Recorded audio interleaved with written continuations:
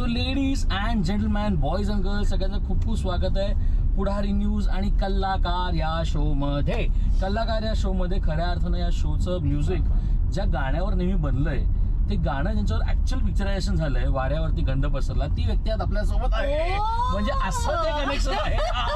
म्हणजे अनेक आमच्या इन्स्टा स्टोरीज असतील, अनेक आमच्या सोशल मीडिया स्टोरी असतात, त्याच्यावर जे ट्रॅव्हलला गाणं मराठीत झालेलं आहे आणि जे बेस्ट गाणं झालंय त्यांच्यावर जे गाणं पिक्चर आहे त्या सोनाली मॅमला स्वागत. खूप खूप स्वागत आहे.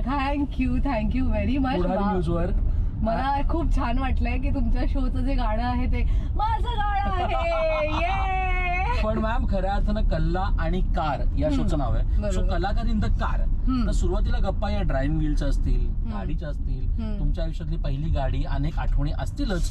तर सगळ्यात पहिल्यांदा ही गाडी ड्रायव्हिंग व्हील कधी हाती आली, कधी शिकलात, कधी गाडी चालू लागलात? सो खूप किस्से आहेत माझ्या ड्रायव्हिंगचे.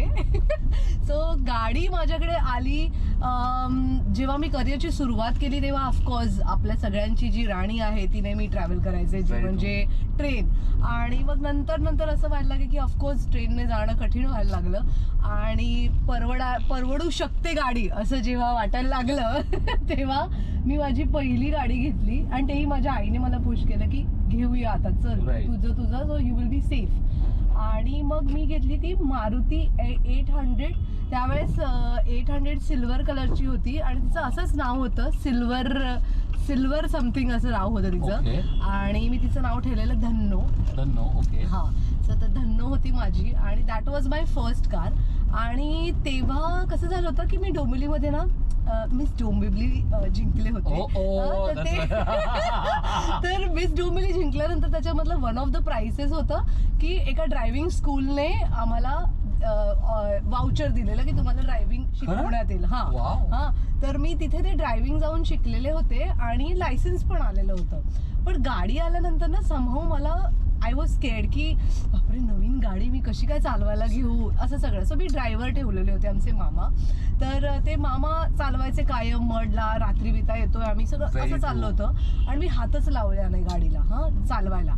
शेवटी माझी आई मला म्हणाली की अगं मला एक सांग, की तिला कळलं होतं की मला भीती वाटते आणि मला नाही चालवायची. आणि ती म्हणाली 1 मिनिट, आपल्या अख्ख्या बिल्डिंग मध्ये गाडी कोणाकडे असेल तर ती आपल्याकडे. बरोबर. आणि समजा उद्या कोणाला काही झालं, इमर्जन्सी आली आणि गाडी आहे बिल्डिंग मध्ये आणि त्यांनी असं सांगितलं की चला पटकन काढायला आपल्याला मदत करायची असेल तर तू काय करशील? तर मी म्हटले हा तेव्हा काढेल ना मी. हा पण तेव्हा तुझ्यात कॉन्फिडन्सच राहिला नसेल तर तू कशी चालवशील? सो मग तिने मला पुश करत शेवटी तिने आमच्या बाबांना ताकीद दिली की 1 मिनिट, तुम्ही चालवायचं नाही, तुम्ही बाजूला बसा, तिला बसवा आणि तिला चालू दे, निदान 1 वे तरी. असं करत ती मी गाडी चालवायला घेतली. आणि मग त्यानंतर मग मी गुहागरला वगैरे पण गाडी घेऊन जायचे ड्राईव्ह करत. 6 मामा असायचे सोबत? नाही, तेव्हा मी एकटी पण गेलेली होते. एक 6.5-7 तासाचा प्रवास मी ड्रायव्हिंग करून केलेला आहे नंतर. But that all started because of आईचं पुश. राईट. म्हणजे पुश हवंच असतं ना आपल्या सगळ्यांना. ऍब्सोल्युटली. पण या सगळ्यानंतर ती कोणती गाडी, जसं तुम्ही म्हटलं की 800 पासूनची सुरुवात आणि आता अनेक गाड्या तुम्ही तुमच्या आयुष्यात पाहिल्या असतील, पण ती एक गाडी असं नसलं म्हणजे आपल्या आयुष्यात फार जवळ आहे, ज्याने आपले प्रॉफिट्स, लॉसेस, करिअरचे सगळं ग्राफ, पर्सनलचं आयुष्य सगळं बघितलं. ती गाडी कोणती आणि का? सो ती गाडी होती माझी रेड कलरची सँट्रो. आणि ती गाडी घेतल्या बऱ्याच आणखीन छान गोष्टी झाल्या. त्यातली आणखीन एक गोष्ट झाली ते म्हणजे माझं लग्न झालं. The best thing. सो आणि ती गाडी सजवली होती. म्हणजे माझं लग्न मी रजिस्टर मॅरेज केलं होतं आणि हळदी घरीच केलेली होती आदल्या दिवशी वगैरे. आणि हे सगळे रेशम, हर्षदाताई, संजूदा हे सगळे जण माझे, ऑफकोर्स दादाने माझं कन्यादान केलं होतं त्यामुळे ते सगळं झालं होतं. आणि दुसऱ्या दिवशी गाडी घेऊन मी जाणार होते रजिस्ट्रेशनसाठी.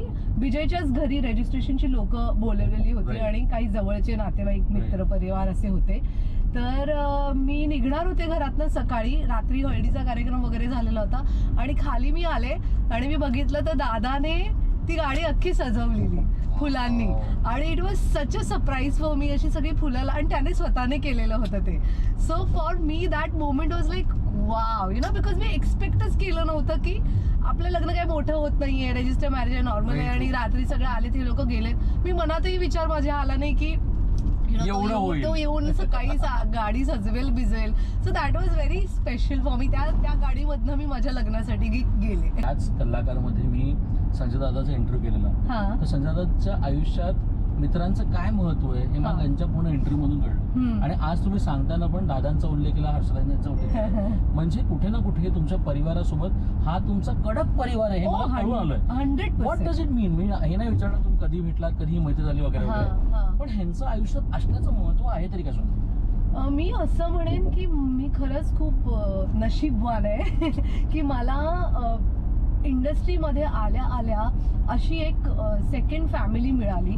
आणि मला नाही वाटत की इतकी वर्ष, म्हणजे जवळजवळ आता 22 वर्ष तरी झाली, 20-22 वर्षाहून झाली असतील की कारण मैत्रीमध्ये खूप वेळा हेवेदावे होऊ शकतात, राग रुसवे होऊ शकतात, भांडण होऊ शकतात, परत एकत्र येऊ शकतात. पण असं लकीली मोठं काही आमच्या ह्याच्यात झालं नाही. किंवा रादर ताई आणि दादा यांनी कायमच मला ना लिटरली स्वतःच्या मुली, म्हणजे धृती जशी आहे तसंच, म्हणजे एखादा माझा फोन आला नाही किंवा मी अचानक दादाला मेसेज केला काही दिवसांनी असा, दादा एवढं जरी पाठवलं ना, फोन येतो त्याचा, क्या हुआ, सब कुछ ठीक है, हाँ क्या हुआ तेरा, किंवा माझा आवाज वेगळा वाटला तर तो ताईला फोन करून विचारेल की अरे तिचं सगळं व्यवस्थित आहे ना, काय झालं, काही प्रॉब्लेम झाला का, मला तिचा आवाज असा वेगळा वाटला. सो आय एम सेइंग की एक निस्सीम अनकंडिशनल लव्ह जे आपण म्हणतो ना, ते त्यांच्यामुळे मला मिळालं. आणि ज्या वेळेस मला ती जास्त गरज होती, म्हणजे माझ्या करिअरच्या सुरुवाती, जेव्हा मी नवीन होते, डोंबिवलीमधनं आलेले होते आणि सगळं काही काय म्हणतात ना, नवीन गोष्टी, मुंबई नवीन माझ्यासाठी, डोंबिवलीमधनं मी कधीच मुंबईमध्ये एकटी अशी आले गेले नव्हते. सो तेव्हा जो सपोर्ट मिळाला, सो कुठेतरी ते मलाही असं झालं की ही लोक माझी आहेत. माझ्यासाठी संजय दादा is not like my father, he is actually my father, is what I feel.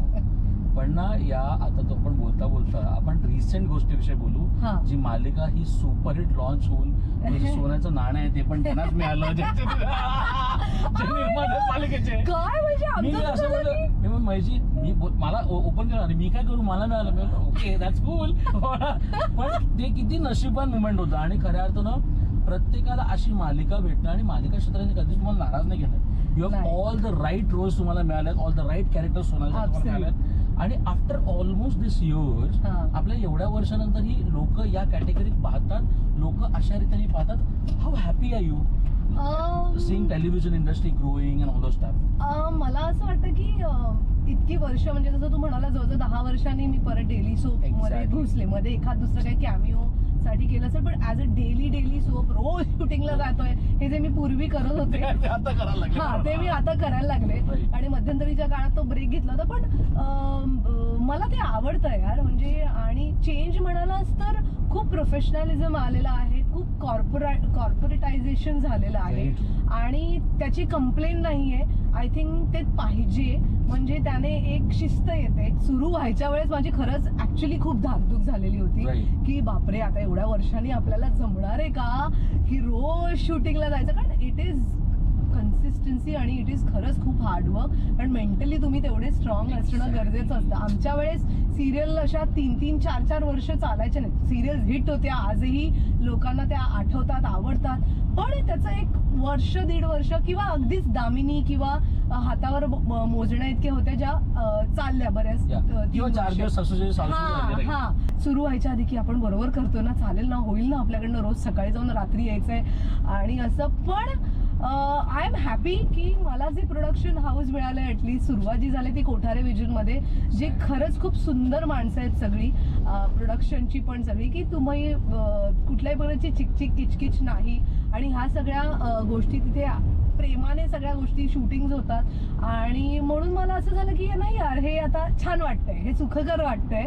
म्हणजे मला ना श्रेयस सरांनी एकदा तळपदे सरांनी सांगितलेलं की अरे तुम्हाला असं वाटतं आज टेलिव्हिजनला मेकअप आर्टिस्ट आहेत वगैरे वगैरे, आमच्याकडे होते, आमच्याकडे सांगितलं ही तुझी डब्बी, रंग हीच तू वापरायची, कुठले कुठले कपडे तुझ्याकडे, हाय बरे हे वापर. म्हणजे इथून ते आज तुमचे कॉस्ट्युम्स वर इतके लोक त्याच्यावर चर्चा करतात, त्याचं पण एक वेगळं कॅरेक्टरायझेशन असतं. You have seen this all. Absolutely. अरे तू डबीचं म्हणतोय, श्रेयस अंधेरीवरनच यायचा, त्यामुळे त्याच्यासाठी तो मी जो पॉइंट सांगते तो कदाचित हे नसेल, पण आम्ही एका दिवशी 3-3, 4-4 सिरियलचं शूट करायचं त्यावेळेस. ओके, त्यावेळेस कॉस्ट्युम स्वतः न्यायला लागायचे. मी डोंबिवलीवरनं जेव्हा गाडी नव्हती ट्रेनने जायचे, मी लिटरली तुला सांगते एवढी मोठी पिशवी बॅग घेऊन जायचे. आणि इमॅजिन कर डोंबिवलीच्या गर्दीमध्ये ती बॅग घेऊन चढणं. आणि मडला शूट असेल तर डोंबिवलीवरनं दादरला उतरायचं, दादरवरनं ट्रेन पकडून मालाडला उतरायचं. ह्या दोन्ही गोष्टी जड बॅग घेऊन कडं रोज करायच्या. आणि लक्षात ठेवायच्या की आज माझं गोजीरवाण्या घराचं शूट आहे, आज माझं किमयागारचं शूट आहे, आणि मग मला मी इकडे हे कपडे वापरलेत, तिकडे ते वापरलेत, मग हे पण घेऊन जा. कारण कंटिन्युटी ही आपल्यालाच मेंटेन करायला लागायची. तेव्हा तिथे असं नव्हतं की हा मॅडम तुम्ही ते नाही, ते लक्षात तेव्हा ना डोकं वापरलं जायचं. आता ना असं होतं, अरे मी त्या दिवशी ह्या साडीवरती मी कोणती हे वापरली होती, कानातले घातले होते, आठवत नाही. कारण आता डोक्याला ताण द्यायला चान्सेस नाहीये. माणसं आहेत जे यु नो कॉस्ट्युमचं बघतात, हा एडीज फोटो काढतात, ते तो रेफरन्स बघता येतो. पण त्यावेळेस हेच चालायचं. आता AI म्हणजे आपण म्हणतो ना टेक्नॉलॉजी कशी हँडिकॅप बनवते आपल्याला. सो आता ते तसं झालेलं आहे, पण तेव्हा चान्सच नव्हता. सगळ्या सिरियलला घेऊन जायचं. पण तेव्हाचा हॅपीनेस वेगळं होता तुमचं. म्हणजे कोणाकडे पहिली गाडी आली तर तो सण असायचा सेटवर. म्हणजे श्रेया सर म्हणायचे की अंकुश सरांनी बाईक आणली होती, बाईकचं आम्ही पूजा केली आणि नंतर आम्ही सगळ्यांनी पेढे खाऊन पार्टी केली. ही पेढे खाण्याची पार्टी होती आमची सगळ्यांची. म्हणजे माझी जेव्हा मारुती आली तेव्हा किमयागार चालू होती माझी, आणि मी किमयागारवरती ती गाडी घेऊन गेलेली. आणि same Shreyas was playing my brother, आसावरीताई माझी आई होती. आणि मी गेल्यानंतर बापरे एवढी, मग प्रत्येक जण अरे मला ड्राईव्हला घेऊन चल, अरे मला ड्राईव्हला घेऊन चल. मग मी ड्रायव्हरने श्रेयस वगैरे गाडी आणली तू, गाडी घेतली तू काय. तेव्हा त्याची पण आलेली नव्हती आणि माझी आलेली, आणि म्हणजे गाडी क्या बात आहे वगैरे असं तसं. मग ड्राईव्हला घेऊन गेलो, असंच पेढे बिढे असं सगळं केलेलं. किंवा माझी तेव्हा ही पण सिरियल चालू होती, तेरे घरच्या समोर नावाची, जी स्वप्नील बरोबर होती, सचिनजी त्याचे प्रोड्युसर होते. आणि तेव्हा मी बसराला शूट असायचं आमचं कांदिवलीला, आणि तिथे आप्पा म्हणून त्यांचे प्रोडक्शनवाले होते जे राहायचे कुर्ला साईडला, घाटकोपर कुर्ला साईडला. सो त्यांची रिक्षा होती. तर मी काय करायचे, ते शूट असताना मी उतरायचे घाटकोपरला, आणि मग ते मला त्यांच्या रिक्षेत बसायचे आणि त्यांच्या रिक्षेने मी सेटवरती यायचे. आणि मग जेव्हा गाडी आली माझी, इव्हन पॅकअप झाल्यावर पण सेम, ते मला घाटकोपर किंवा कुर्ल्याला सोडायचे. आणि तिकडनं गाडी आल्यानंतर मी म्हटलं अप्पा आज तुम्हाला माझ्या गाडीत आणि मग मी त्यांना माझ्या गाडीतनं बसून तिकडे सोडलं. सो यु नो ते छोट्या छोट्या गोष्टी होत्या, पण they used to mean so much. Like you know आता ते आठवलं तर मला एकदम काटायला लागलं. या खूप छान नॉस्टॅल्जिया. म्हणजे ना मला आता जाणवतंय की ना जेव्हा तुमची मुलगी सिनेमात आली तर तुम्हाला किती आनंद झाला असेल, कारण तुम्ही हा एक्सपिरियन्स फर्स्ट हँड प्रत्येक गोष्टी छोट्या करत तुम्ही मोठ्या केल्या. ऍब्सोल्युटली. म्हणजे आज जेव्हा तू सिनेमा करत असताना उमेश तुम्ही एकत्र जेव्हा सिनेमा काम करत होतात आणि तिला तुम्ही बघत होतात टू ग्रो मोर, म्हणजे मला खऱ्या अर्थानं खूप भारी काय वाटलं की तुमचे सगळे मित्रमंडळी हे आपल्या सिनेमासारखे आले. त्यांच्या सिनेमात काम केलं होतं पण त्याच्या प्रमोशनसाठी, त्याच्या ट्रेलर लॉन्चसाठी, त्याच्या प्रीमियरसाठी everyone was there. How happy were you for the turn around of this film? त्या सिनेमाला नॉमिनेशन अनेक मिळाले, असंख्य मिळाले. किती हॅपी आहात तुम्ही त्या टर्न अराउंड त्या सिनेमाला? खूपच. कारण जसं मी त्याच्या नेहमीच इंटरव्ह्यूजमधनं आणि प्रमोशन्समधनं म्हटलंय की माझी पहिली फिल्म ॲज अ प्रोड्युसर होती. खूप मोठी उडी माझ्यासाठी होती. मी स्वतः वेगळा मेन असा रोल करत होते प्रोड्युसर असून सुद्धा, कारण खूप जबाबदाऱ्या असतात आणि त्यात तुम्ही जर काय मेन रोल करत असाल तर, आणि ते पण बाहेर देशात जाऊन, तर सगळं मॅनेज करायला लागतं. आणि त्यात लेख पण. सो ॲज अ फिल्म माझ्या आयुष्यातली कोणती महत्वाची म्हणालास तर, आणि आवडती आणि स्पेशल बॉन्ड, तर ऑफकोर्स ती आहे आफ्टर चेकमेट. आणि ऑफकोर्स की ही सगळी मंडळी आली तेव्हा कळलं की कोण आपले कोण म्हणजे ऑफकोर्स सगळेच जण आले, पण त्यावेळेस कळलं की आपण काहीतरी कमवलंय. जसं मी उल्लेख केला सुरुवातीला की ते गाणं आणि तो सिनेमा त्यांनी खऱ्या अर्थानं आमचं टीनेज पासून जे कॉलेज लेवलचं होतं ना ते रंगवलं. आज अजूनही ते गाणं प्ले होतं, अजूनही तो गोंधळ प्ले होतो, अजूनही अजय अतुल यांचं म्युझिकचं कौतुक होतं. Correct. How happy and what was a feeling at the set मला सांगा. जेव्हा हे सगळे म्हणजे आज सगळीच तुम्ही स्टॉलवर्ड्स आहात, तुमच्या सगळ्यांची ती सुरुवात होती, तेव्हा खऱ्या अर्थानं स्टायलिंग त्या सिनेमाचं वेगळं घेण्यात आलं होतं. टेकिंग सिनेमा सावरखेडचं प्रचंड वेगळं होतं. How happy were you, what was the feeling on the set of Savarkhed एकदम?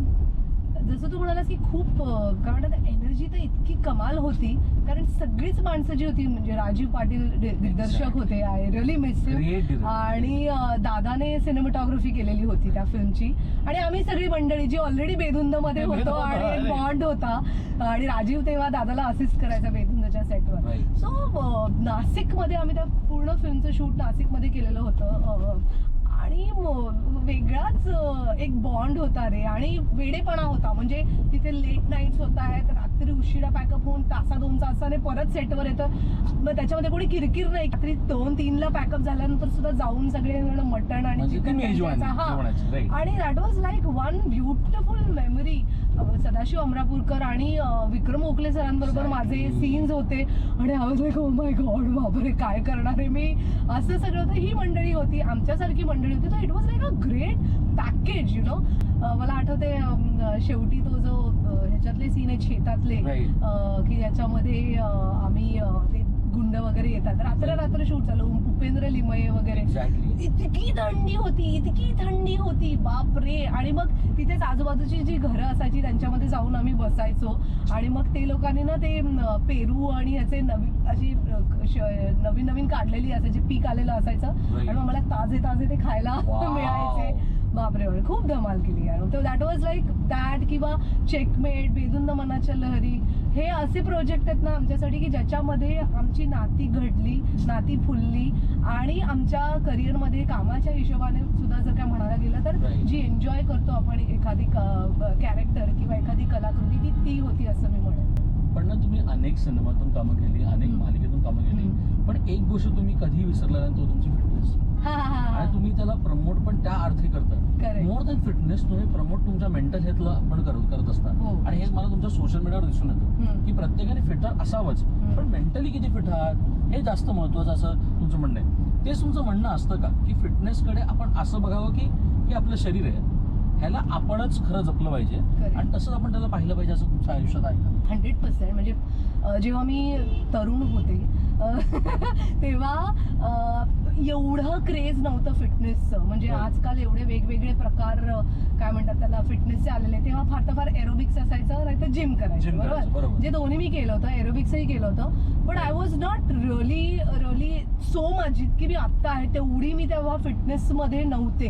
आणि तेव्हाचं लाईफ पण कम्पेअर्ड टू नाऊ वॉज थोडंसं रिलॅक्स्ड असं होतं असं मी म्हणेन. तेवढं तेव्हा नव्हतं, पण आफ्टर माय डिलिव्हरी म्हणजे जेव्हा मी प्रेग्नेंट झाले तेव्हा मात्र मग मी ते मनावर घेतलं की आता आपल्याला थोडंसं लक्ष द्यावं लागणार आहे आपल्या हेल्थकडे. आणि मी असं म्हणेन की आता मला असं जाणवायला लागलं की आज जसं आपण म्हणतो फिजिकल हे आहेच, पण तू जर का बघितलंस तर रिसेंटली काही वर्षांपासनं इतक्या गोष्टी घडतायत आपल्याकडे. सोशल मीडिया इतकी ओव्हरपॉवरिंग झालेली आहे, मग ती लहान मुलं असू देत, आमच्यासारखी बिझी लोक असू देत, मग म्हणजे ऑफिसला जाणारी माणसं पण म्हणते जे काय, तर एवढं प्रेशर्स वाढलेले आहेत की नुसतं फिजिकल हेल्थ ते काही होणार नाहीये. ते इकडनं तुम्ही बॅलन्स्ड असाल तर तुम्ही काय खाताय काय नाही याच्याकडे लक्ष देण्याहीपेक्षा तुम्ही मेंटली स्टेबल असाल ना तर आयुष्य सुखकर होईल तुमचं आणि तुमच्या बरोबर असणाऱ्या लोकांचं सुद्धा. जेव्हा तुमची मुलगी आता ह्याच्यात पाहते, तुमचं काय 2 गोष्टी सांगणं आहे की तिला ही गोष्टी तिने लक्षात ठेवली पाहिजे आणि या क्षेत्रात काम केलं पाहिजे. 2च गोष्टी जे तुम्हाला असं वाटतं she should get it and she should do it, असं कोणते? करेक्ट. मी म्हणजे लिटरली तुला सांगते 2 दिवसापूर्वी सुद्धा आमच्या घरात हेच बोलणं होतं. म्हणजे मी आणि माझा नवरा दोघंही तिला या बाबतीत, कारण तिला ह्या क्षेत्रात करिअर करायचंय, तिला ह्या क्षेत्रात पुढे जायचंय, आणि तिने त्याबद्दलचं ऑफकोर्स फिल्म तर करून झाले, पण त्यावरती आणखीन सिरियसली काम करायला लागले त्याच्यावरती. आणि ती वेगवेगळ्या गोष्टी शिकते आता आणि तिचं पण सतत असतं की मला हे करायचं, मला तर फोटोशूट करायचं, मग अमुक तमुक. पण तिला आम्ही जसं तू म्हणालास तसं कायम सांगत असतो. एक महत्त्वाची गोष्ट माझ्याकडनं म्हणजे की खूप हंबल राहा, रिस्पेक्ट देऊन हंबल राहा. इट टेक्स अ लॉंग वे. म्हणजे आजकाल नावं घेणार नाही पण बऱ्याच वेळेला मी अशा सेटवर काही व्यक्ती बघितल्या आहेत की उगाच की आरडाओरडा करायचा, 4 शिव्या द्यायच्या, त्याने तुमचं रिस्पेक्ट वाढतो असं तुम्हाला वाटत असेल किंवा तुम्हाला जास्त मान मिळतो आणि तुम्ही किती कूल आहात वगैरे असं वाटत असेल, ते नाही होत. हा, प्रचंड मोठा गैरसमज आहे. आणि ही नवीन पिढी आहे ना, स्पेशली मी मुलीच्या बाबतीत पण म्हणेन, त्यांना असं वाटतं की ह्या सगळ्या गोष्टी बघून की यार हे पण ते होऊ नये तिच्या बाबतीत. म्हणून ती गोष्ट मी तिला आधीपासूनच मी काय किंवा माझा नवरा सांगत असतो की रिस्पेक्ट दे जे कोणी तुझ्या सेटवरती आहेत किंवा जनरली पण लाईफमध्ये, की हंबल राहा, रिस्पेक्टफुल राहा आणि कामासाठी सिन्सिअर राहा. ते मेन तुझं असलं पाहिजे, ती कन्सिस्टन्सी आणि ते तुला ते करायचं नाही, ते तुझं दैवत आहे.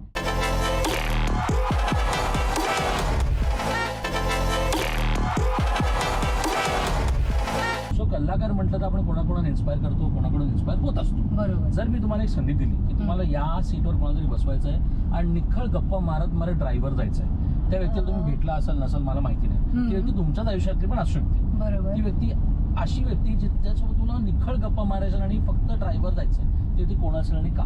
Wow, nice. अरे वा, अशी कोण बरं व्यक्ती असेल ज्यावर मला निखळ गप्पा करत जायच्या? आय थिंक मी असं म्हणेन, मला ना ज्या व्यक्तीमुळे मी या करिअरमध्ये आले किंवा जिला मी कायम अडॉर केलं त्या म्हणजे माधुरी दीक्षित. आणि त्यांना म्हणजे त्यांच्याकडनं मला खूप गोष्टी ऐकायला आवडतील, गप्पा करायला आवडेल. की कारण का सांगते तुला, फक्त मी किती बोलू शकेन माहीत नाही, कारण की मी जेव्हा कधी त्यांना भेटले ना, मी निशब्द झालेली आहे. एकदा त्या माझ्या फ्लाईटमध्ये होत्या, 2 सीट सोडून पुढे होत्या, मी नाही बोलू शकले. मी त्यांना भेटायला त्यांच्या सेटवरती गेलेली आहे before I entered this industry. कारण त्यांची मावशी ही माझी संस्कृतच्या त्या माझ्या टीचर होत्या, मी त्यांच्याकडे ट्युशनला जायचे संस्कृतच्या. आणि त्यांनी मला त्यांची मी लाडकी स्टुडंट होते. आणि जेव्हा त्यांना कळलं की मला या फील्डमध्ये यायचं आहे आणि वगैरे वगैरे, त्या म्हणाल्या की तू तिला जाऊन भेट, ती तुला गाईड करेल, काय करायचं काय नाही सगळं सांगेल. म्हटलं ओके. मग मी अंधेरीचा स्टुडिओ कोणता आहे मी आता नाव विसरले, तिथे मी त्यांना भेटायला गेले होते. जेव्हा त्यांचं ते शाहरुख सलमान खानची कोणती फिल्म त्या करत होत्या एकत्र, ती त्या फिल्मसाठी मी गेलेले होते. आणि मेकअप रूममध्ये मी जाऊन बसले आणि मी लिटरली सांगते, त्यांनी त्या जे काय बोलल्या ना की हे कर किंवा यांच्याकडे जाऊन फोटोशूट कर, हे मेकअप घे आणि तमुक जे काय मला काही, मी अशी भारावून होते. मला काहीच, माझी आई होती आणि माझं असं झालं का आई मला काही, तू बोलत का नव्हतीस? म्हटलं मला नाही बोलायचं, मला कळतच नव्हतं. आणि असे 2-3 किस्से झाले की मी काही बोलूच शकले नाही. त्यामुळे मला असं वाटतं की आता मला जर का त्या भेटल्या ना, तर मी भंडावून सोडेन त्यांना. आता मी ते 3 चान्स देवाने जे दिलेलं होते मला, जे मी वाया घालवले गप्पा करण्याचे, तर ते आता मी पुरेपूर त्याचा वापर करेन. सो त्यांच्याशी गप्पा करेन, त्यांचे अनेक किस्से असतील त्या काळचे सरोजीन बरोबरचे, बिकॉज मलाही डान्सची प्रचंड आवड आहे आणि ते त्यांचे जे किस्से आहेत ते मी ऐकेन. सो आय थिंक त्यांना सॉरी माधुरीजी, पण त्यांना मी बसवेन गाडीवरती आणि मी बाजूला बसेन आणि गप्पा करेन. खूप धन्यवाद for this beautiful car drive. I don't know तुला ब्युटिफुल वाटली की नाही, बिकॉज मी अगदी अशी सांभाळत इंटरव्ह्यू करत अशी चालवलेली आहे. कारण आउटस्टँडिंग सोनताई, प्लीज माझ्या नवऱ्याला सांग ना, मी सांगेन तो माझ्या ड्रायव्हिंगचे किस्से बेस्ट इन ड्रायव्हिंग, प्लीज सांग.